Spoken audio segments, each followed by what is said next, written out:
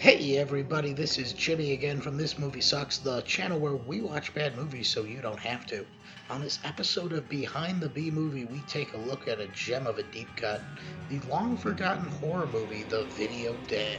So, make sure to rewind your VHS tapes before you return them because we are taking a behind the scenes look at this straight to video release.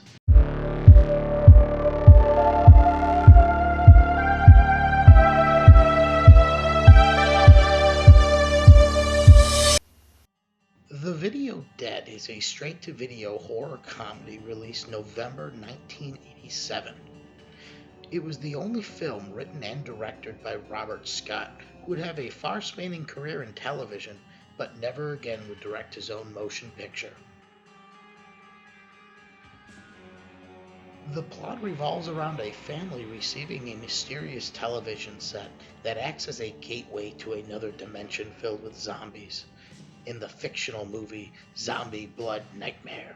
The film was originally titled The Creepers, which is what the cast and crew referred to the zombies as.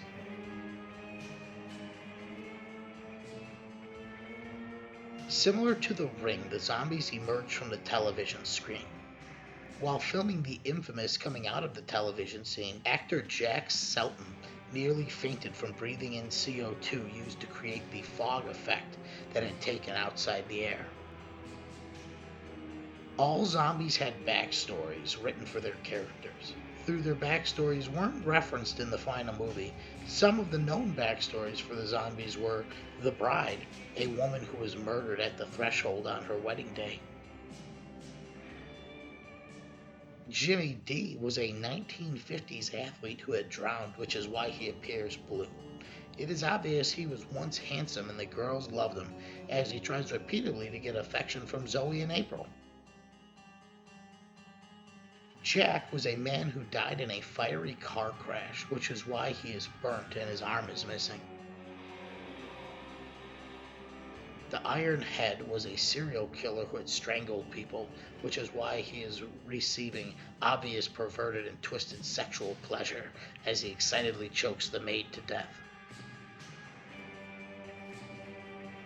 During the filming, actor Jack Selman, who was portraying the undead Jack, fell ill, and the role was then filled by actor Michael St. Michael, who finished up film as the zombie. You can see a notable difference in Jack's appearance from the beginning of the film compared to the end. Young actor Rocky Duvall was only 16 when making the film and was still in high school. He was actually told by his drama teacher that he wasn't right for the role before bringing him and several of his classmates to the casting call. His teacher, needless to say, was shocked when they had chose him for the part. In the original draft of the script, the origin of the woman was explained by the garbage man and Joshua Daniels, but it was later removed in subsequent drafts due to the writer-director realizing there was no need to explain her character. She was just another illusion of the cursed TV. After the film was finished, Manson International, the film's distributor, thought there wasn't enough gore for a zombie film, so they gave the production team additional funds to go back, shoot some extra gory bits, and then they could edit that into the film. The film was originally meant to have about 14 zombies view from the cursed set, all of which would develop characters, had written backgrounds, and the only actors portraying them would know. Due to budgetary constraints and the demand for having grotesque zombies with full latex application pieces, the number of zombies was dwindled down to the main 5. But the 6th zombie was added later in production when more money was given. All the zombies in the film had to audition for the roles by grunting and growling and performing their best zombie walk, which were then incorporated into the finished film. Jack Selman came into the audition completely silent and in character, staring at the director with his infamous glare, only delivering inaudible noises when they asked him questions, and he was cast on the spot. Filming for the film took place over a year, since it was shot mostly on weekends and during the cast and crew's free time due to the low budget. The typewriter scene in the film was the same typewriter used to write the script.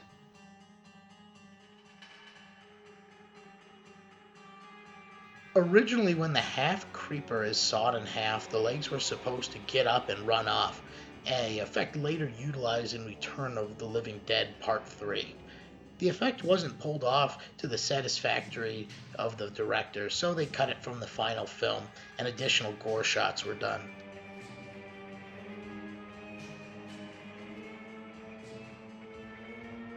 Speaking of gory shots, Hershey's syrup was used for blood in the black and white throat slicing scene on the TV screen. The trailer was censored in the UK for an 18 certificate, the highest available. The second shot of the throat slitting and the hand severing were both removed, totaling 8 seconds of footage. Out of all the zombies in the film, 2 of them are seen as killing someone on screen: Ironhead, who strangles Maria the maid to death, and the bride, who kills most in the film, killing Abe and Beverly, Joshua Daniels and Jeff Blair.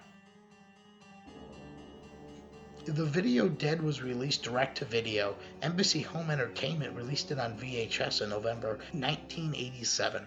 The film debuted for the first time in widescreen format at an MGM HD on November 1st, 2009. Scream Factory released the film in a special edition DVD Blu-ray combo pack with a double feature with the 1986 film Terror Vision on February 19th, 2013.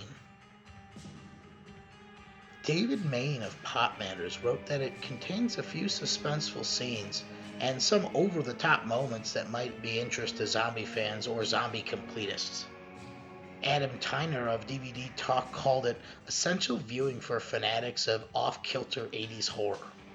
Patrick Newell of DVD Verdict wrote, "The only thing the video Dead has going for it are above-average makeup effects for a film to its ilk."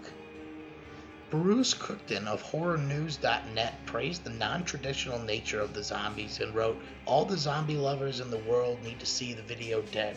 It's a great 80s zombie incarnation, filled with little gems of humor that all fans of the genre can find entertaining." Writing in the Zombie Movie Encyclopedia, academic Peter Dendel said, "The unusual zombie adventure is a nice surprise, offering gripping action as well as thoughtful meditations on zombies." Bloody Disgusting included the film in their list of top 10 most awesome chainsaw scenes. A sequel was written for the film but never materialized. It was to do with a victim instead being pulled into the television set rather than the zombies coming out, and then the victim would have to find a way out before the film ended. Director Robert Scott wanted to do a lot more zombie action and far more zombies than in the original film, but he was offered the same budget as the first to make the sequel. He declined, and the sequel has yet to come to fruition. Overall, the video Dead has more ambition than it can deliver. You can see how the film's premise, with proper budget and direction, could have really been an influential film. And in the end, I think it's better that this idea was left to be fleshed out by films like The Ring.